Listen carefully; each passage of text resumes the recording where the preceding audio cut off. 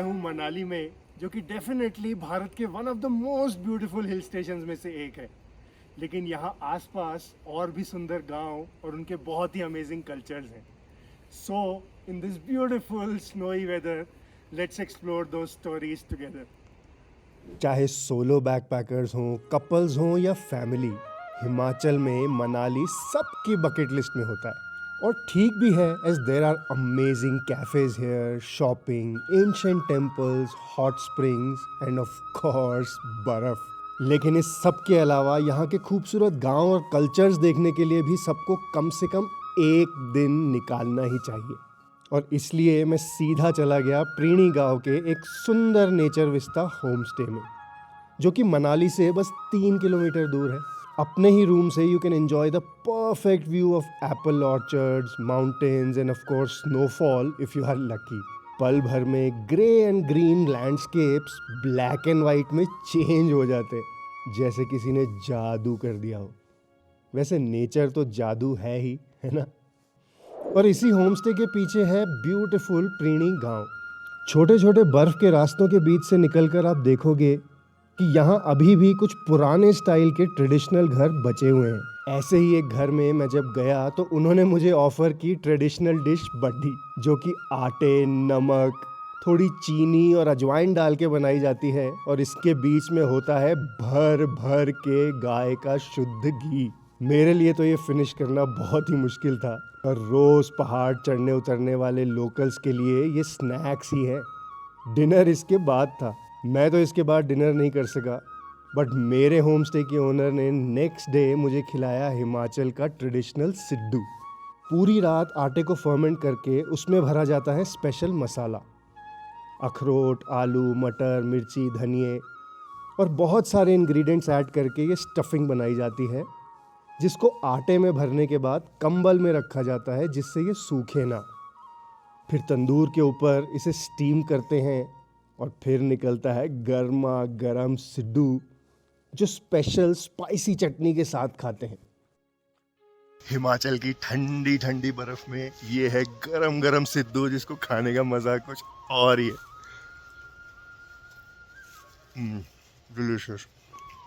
Thank you for this delicious Himachali Siddu. खुशियाँ always. पेट भर के सिड्डू खाने के बाद मैं निकल गया एंशिएंट शलीन गांव की तरफ, जो मनाली से कुछ 10-12 किलोमीटर की दूरी पर है। बर्फ पड़ने पर ट्रैक करके ही यहाँ पहुँचा जा सकता है, as roads get blocked. But this village is worth visiting every bit. नीचे जहाँ तक देखो एप्पल ऑर्चर्ड्स दिखाई देते हैं। और ये गांव, वेल, यहाँ अभी भी most of the houses are old traditional ones. If you notice, यहाँ के ट्रेडिशनल घर के दरवाजे are so intricate and beautiful. लकड़ी और मिट्टी के दरवाजों पर इतने अमेजिंग कार्विंग्स और डिजाइन, ब्यूटीफुल। उस दिन अच्छी धूप खिली हुई थी और बर्फ धीरे धीरे पिघल रही थी। That made walking around the village even more beautiful and amazing. लेकिन मेरी तबीयत 2 दिन से कुछ ख़राब थी due to cough and fever, जिसका मुझे बहुत ही यूनिक इलाज वहाँ पता चला। ये वाली बर्फ खाओ आप। ये बर्फ खाऊं? ये खा लो। मुझे मेरा पूरी चेस्ट जम रही है जुकाम से। इसीलिए बोल रही हूँ मैं, आप ये खा लो, आपका सब ठीक हो जाएगा बिना मेडिसिन के। आपको मेडिसिन की ज़रूरत नहीं है, क्योंकि इसकी जो असल जो तासीर है वो बिल्कुल गर्म रहती है। जितना बर्फ खाओगे आपका पूरा शाम तक, कल सुबह तक आप ओके हो जाएगा। बर्फ खाने से? हाँ, 100% श्योरिटी। आप खा लो इसको। मेरा बुखार, ये बिल्कुल साफ चेस्ट सुथरे इन्फेक्शन ठीक हो जाएगा इससे। बिल्कुल, आपकी छाती पूरी खुल जाएगी, कफ सारा बाहर निकल जाएगा। ठीक है, आपकी जिम्मेदारी है।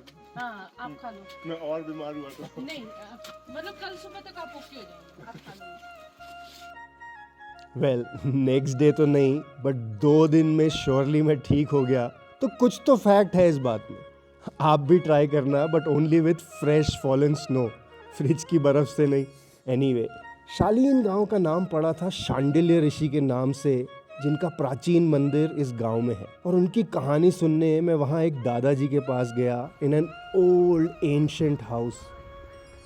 And I was really surprise to know कि शांडिल्य ऋषि ही थे जिनकी वजह से शिव जी को नीलकंठ बोला जाता है। समुद्र मंथन की कहानी तो हम सब जानते हैं, जिसमें शिव जी ने सारा विष पी लिया था, लेकिन शिव जी उस वक्त उसे संभाल नहीं पा रहे थे और तब शांडिल्य ऋषि जी ने मंत्र से जहर को उनके गले में ही रोक दिया, जिसकी वजह से वो नीला हो गया और तब से शिव जी को नीलकंठ बोला जाता है। इतना ही नहीं, माना जाता है कि श्री कृष्ण का नाम भी शांडिल्य ऋषि ने रखा था। मतलब वासुदेव ने अपने कुलु पुरोहित को बोला भाई कृष्ण का नाम रखना, तो जो कुलु पुरोहित था वासुदेव का, तो उसने बोला मैंने नाम रख सकता हूँ। बोला फिर कौन रखेगा? बोला शांडिल्य ऋषि।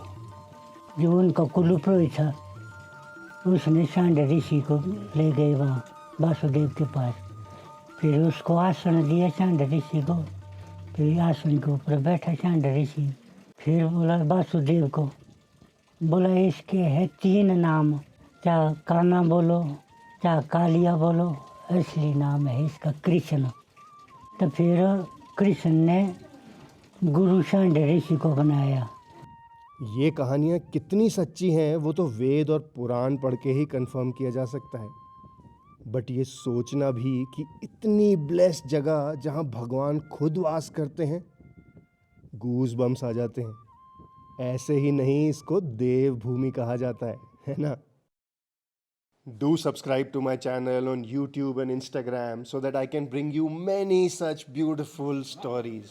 Next week मैं आपको दिखाऊंगा हिमाचल का ट्रेडिशनल फागली फेस्टिवल, जहाँ देवता खुद आते हैं हम सबको ब्लेस करने।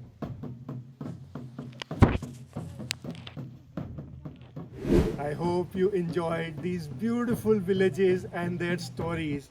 So next time मनाली आओ तो आसपास के छोटे छोटे गांव और उनकी कहानियां भी एक्सप्लोर करो। And I will see you in my next story. खुशियाँ always.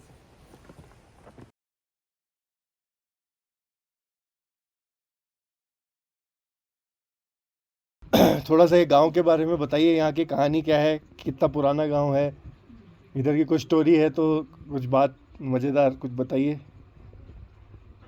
पुरानी क्या स्टोरी होना, कुछ तो होगा गांव के बारे में। ऐसे तो है ना गाँव के बारे में। कुछ बताइए अपने गांव के बारे में।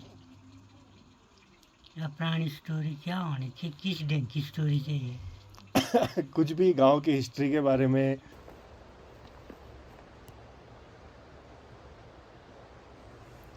Hope you enjoyed these beautiful